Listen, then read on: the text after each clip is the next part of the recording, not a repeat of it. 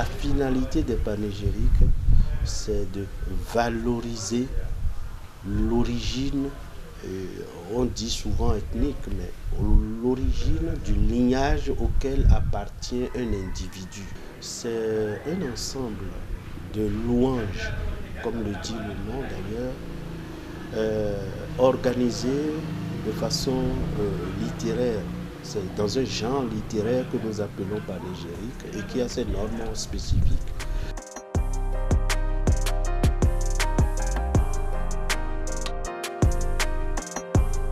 On les utilise pour dire merci. Moi, je suis à Ronovi, mon panneau. Si vous voulez me dire merci, maintenant, vous dites merci. Et là, Tchenou est à Ronovi, mon panneau. Merci à Ronovi, mon panneau. Ça va me faire plaisir d'une autre manière que le merci furtif que vous jetez comme ça à la figure de quelqu'un. Vous voyez? Et si vous allez au-delà pour dire à Ronovi Mopano, à Kokbe de Bouloufon, de Vovotian, quand vous dites rien que ces trois vers-là, moi ça m'emporte au paradis, si tu veux ainsi dire. Et s'il arrivait qu'il y ait quelques frictions, cela arrive toujours dans le couple, dans la famille, la meilleure façon d'obtenir la réconciliation, c'est et de demander pardon.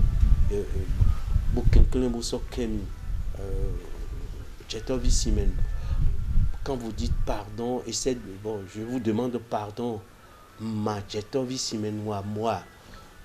ce n'est plus la Jano. Vous avez compris. Et ça fait plaisir, ça lui fait plaisir.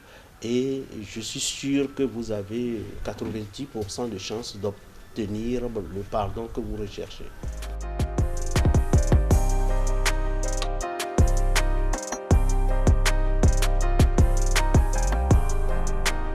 En fait, les panégyriques se suffisent, à eux-mêmes parce que le sens est moins important que les vibrations qui en sortent. Quand vous me dites aujourd'hui, moi, Aronovi Mopano ou bien Jetovi Simenu, etc., on n'a pas besoin de faire le mot à mot du sens avant de se réjouir de la chose. Ces phrases prennent sens en elles-mêmes et ce n'est plus le mot à mot, mais c'est une convention sociale qui a tout son sens et tout son cortège de présupposés et de sous-entendus.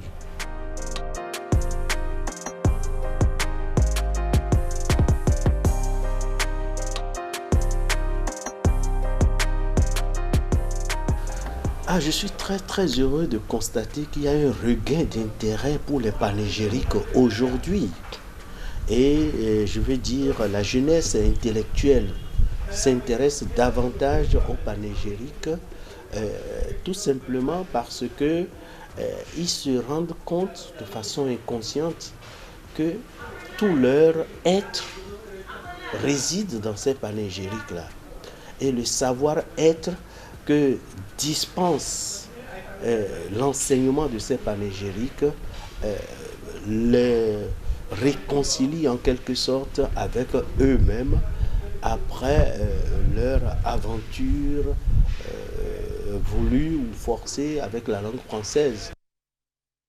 Voilà, Roch, on était là en communauté fond pour voir un peu comment ça se passe avec les panégyriques claniques.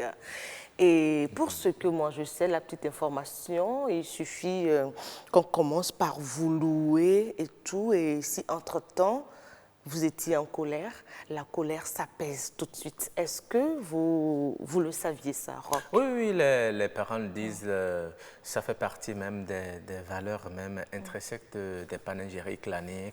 On l'entend souvent dire, hein, un enfant qui pleure, vous vous mettez à lui chanter, à lui faire les déclamations de ces panégyriques claniques, eh bien, tout de suite, il se calme.